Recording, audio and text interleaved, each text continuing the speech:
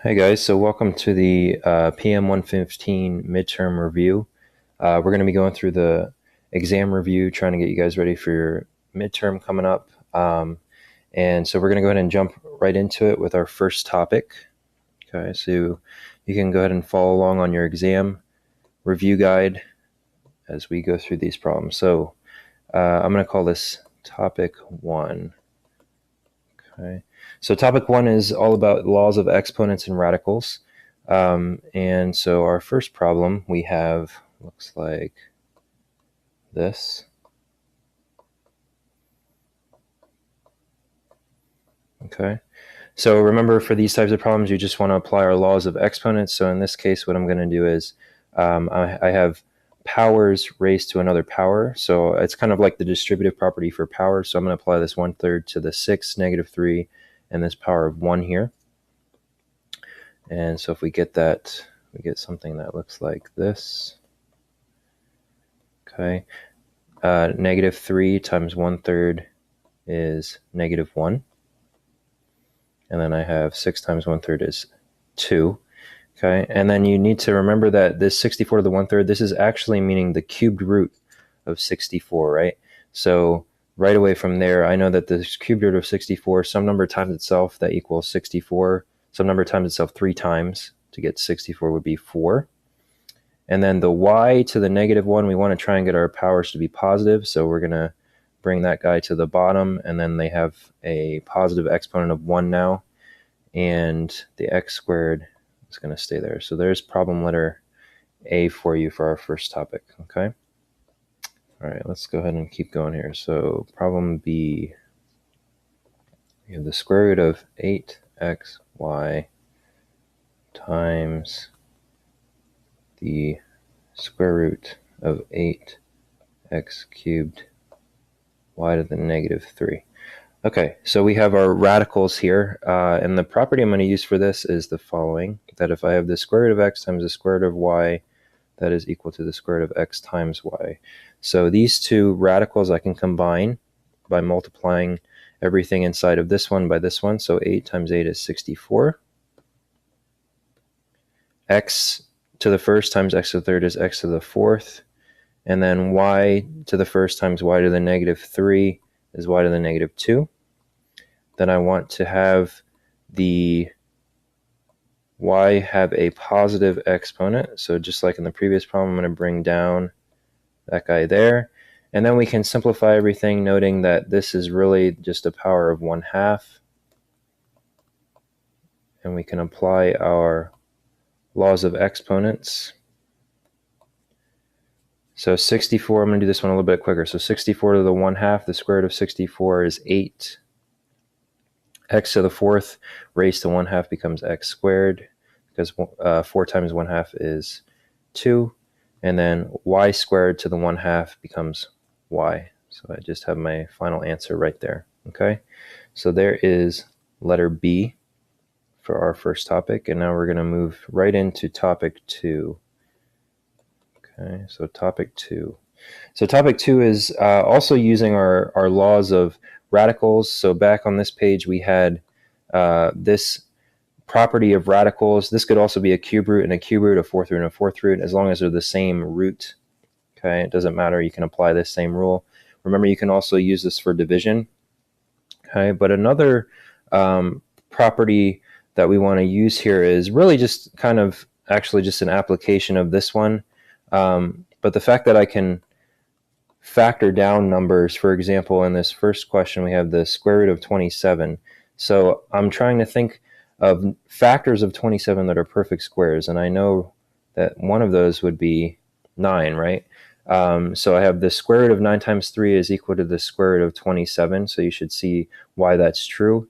And in fact, 9 would be the only perfect square that divides evenly into 27. So now I'm going to use the law that we had on the previous page, and I'm going to write it as 2 separate square roots. And then we know the square root of 9 is 3. So in the end, I have 3 square roots of 3, okay, which would be equivalent to the square root of 27, okay? All right, so then letter B, we have 3 times the cube root of, or excuse me, the square root of 27 minus 9 square root of 3. Okay, so for this one, you want to be careful here because I can only add or subtract radicals if the radicand, the number that's under the radical sign, is exactly the same. So this would have to be a 3, and this would have to be a 3, or this would have to be a 27, this would have to be a 27, or whatever number you're looking at. And then I also have to have the same root here. So these are both square roots. So the only problem is that this is a 27, this is a 3. Otherwise, I could combine these. But referencing to the problem we did on the previous page, we just saw that the square root of 27 is equal to 3 root 3, right? So I can actually write this as 3 times 3 root 3, right? This 3 was already here, and then we just saw on the previous page again, this is equal to 3 root 3. So we have 3 times 3 root 3 minus 9 square root of 3.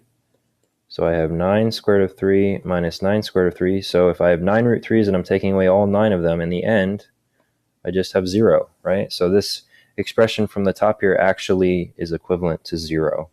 Okay, so there's our second problem for this topic 2 as it's labeled. Okay. All right, let's keep going here. So topic 3. Okay, so now we're starting to get into rational expressions. And in this first one, we have this guy here.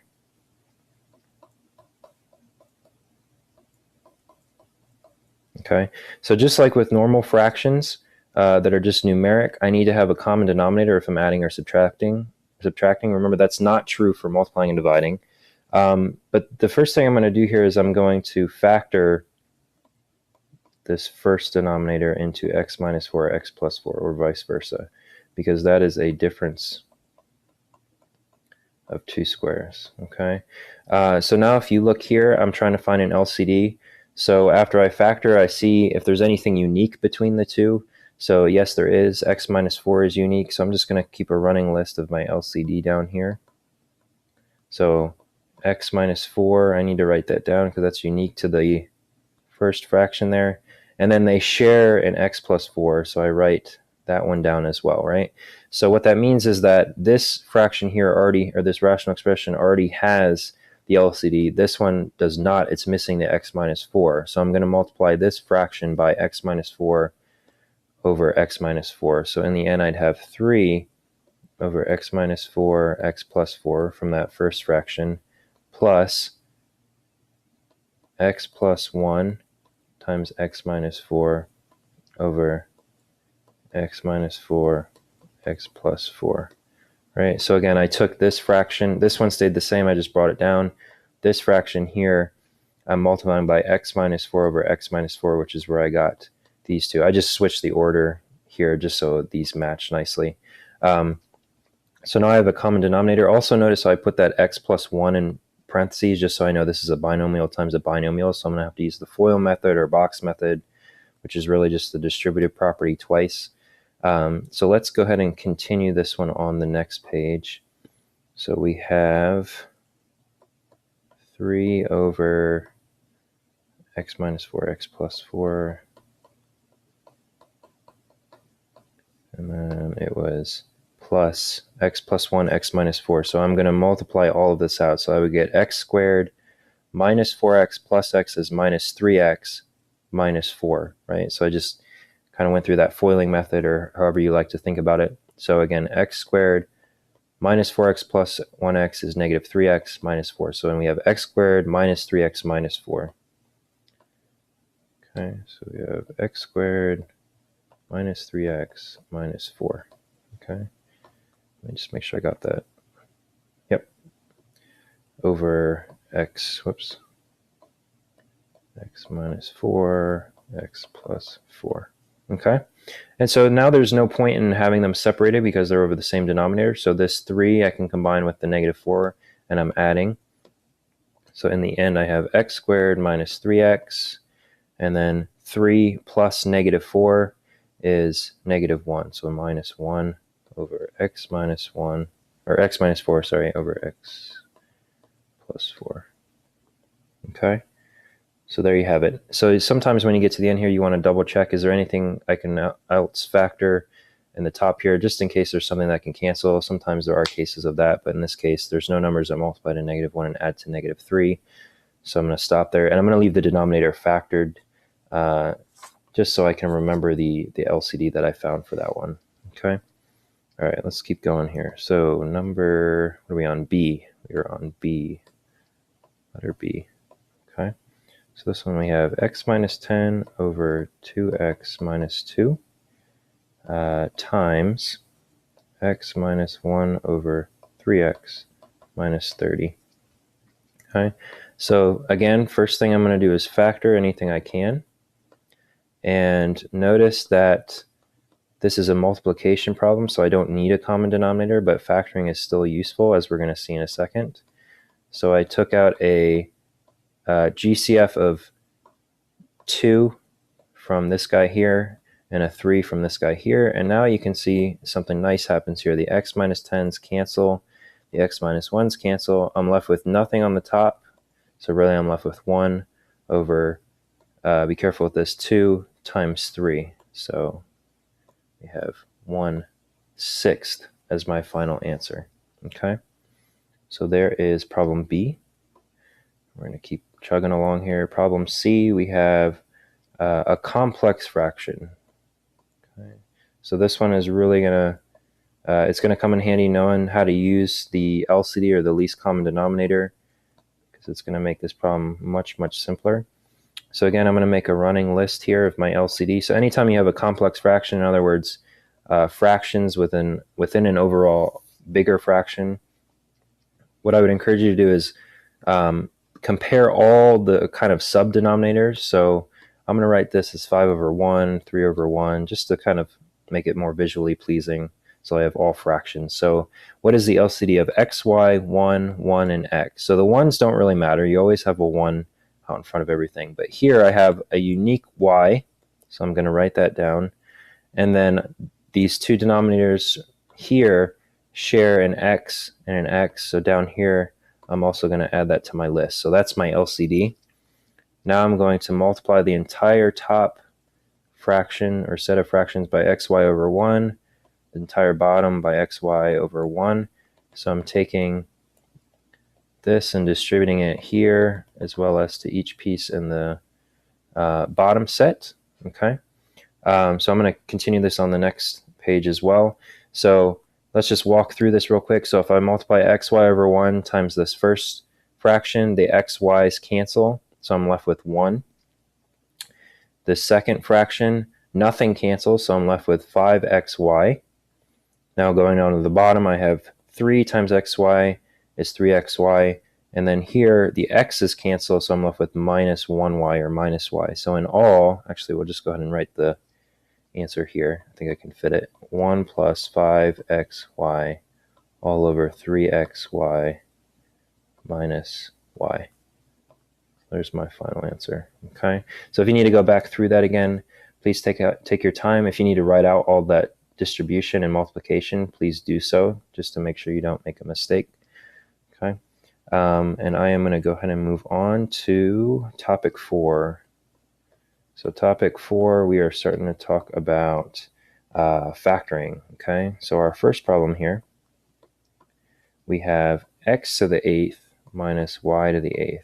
Okay, so this may look a little weird because we haven't really dealt with factoring with powers of 8s, but remember, if I see a different symbol with two variables and I have something that can be a power of raising something to a squared, then I want to kind of see if I can break this into a difference of squares. And actually for this one I can. I could write this as this if I wanted to. Okay. So I do have a difference of squares here because I have x to the 4th squared, y to the 4th squared, and it's a difference. So following our general kind of pattern or formula, if you want to call it that, for a difference of squares, I should have the following. Right? So it's kind of a difference of squares that's hidden, right? But now if you look at this next side, I have a sum of squares and a difference of squares again. So this first set here, I can actually factor down again using a difference of squares. Whoops, be a y. And then that sum of the fourths, right? We can't factor those because that would be a sum of squares, right? And yet again, if you look here, I have another difference of squares. So now this guy becomes x minus y, x plus y, x squared plus y squared, x to the fourth plus y to the fourth. And now finally, there are no other difference of squares or any other type of factoring. So I can go ahead and stop at that point there. Okay, so just watch out for those difference of squares. Okay, so let's go ahead and move on to our next one, which is problem B. So we're in our fourth topic of factoring. So our problem B, we have x squared minus xy minus 12y squared. So whenever you see a problem like this where you have squares on both ends, and then some term in the middle that combines x's and y's, I would encourage you to use factoring by grouping. So if I look at this coefficient of x squared and this coefficient of y squared, I have 1 times negative 12, which is still negative 12. So I'm going to find two numbers that when I multiply give me negative 12, but when I add, give me that middle number of negative 1 right here. Okay, so if you think about that for a minute, you'd see that it's negative 4 and positive 3. Right, both of those work. So now this guy I'm going to rewrite as x squared minus 4x plus 3, 4x y plus 3xy minus 12y squared. Okay, so you can see I've not actually changed anything. Negative 4xy plus 3xy is negative 1xy. It's just I needed to do this table to figure out how should I split up that negative xy in the middle there. So now on the next line here, I'm actually going to group up here first. So now I do the grouping, right? So I have that. If I take the GCF out of the first two terms, you should see that that is x. So I'm left with x minus 4y. And if I take the GCF out of the second or the last two terms, you should see that it is a 3x that I need to take out in order to get, a 3y, so that I can get the repeated x minus 4y that I needed, right? So you should always have this repeated factors here and here so that I can factor those out themselves and have x minus 4y, and then what I would be left with x plus 3y, right? So these two guys come together here, and that would be my final answer. And notice there's no difference of squares at the end there. Sometimes you'll end up with something at the very end that has a difference of squares, and you can do an additional step here, but in this case I can just stop. Okay, and you can always check your work by multiplying that out and making sure that you get the same result that you started with. Okay, so let's move on now to our fifth topic, so topic 5.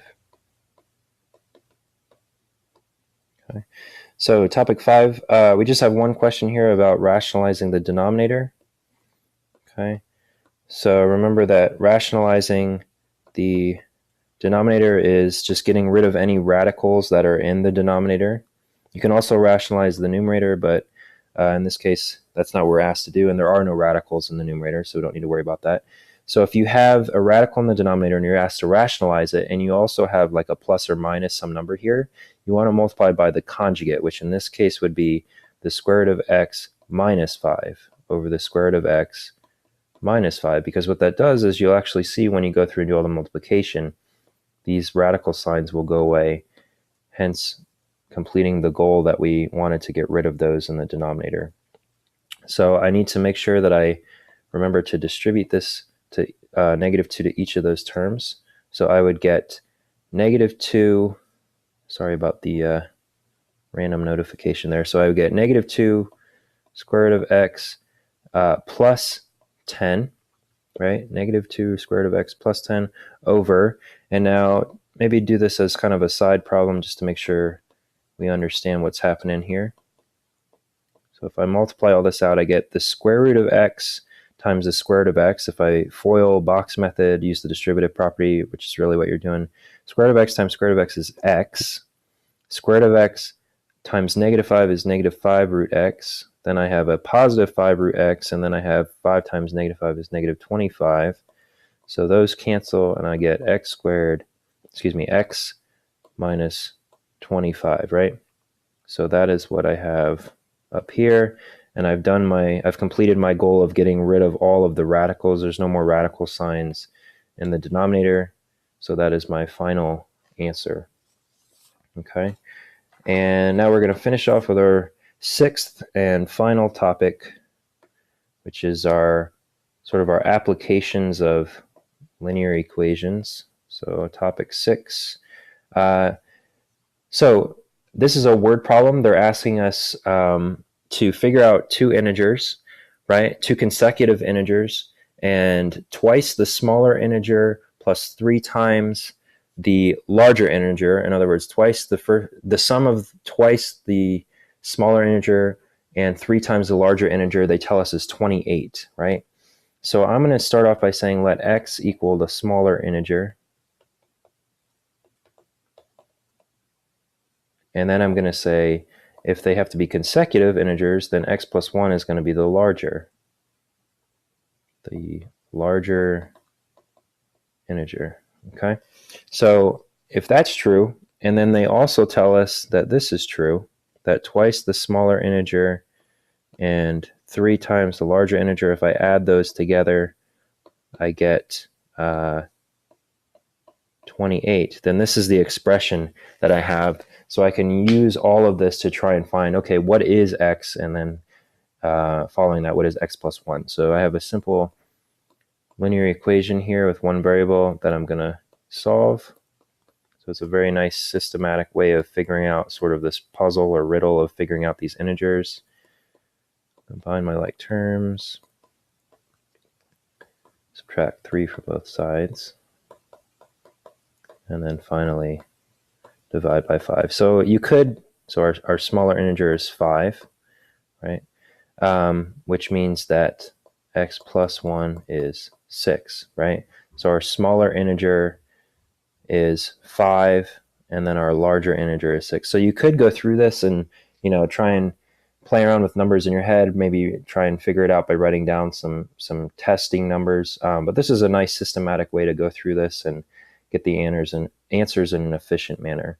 So I hope this review helped you guys. Feel free to come back and watch any of the questions again. Remember, you can use the timestamps in the bottom of the video to go to a specific problem if you don't want to watch the entire thing. And subscribe to the YouTube page so you can get notified about new videos coming out.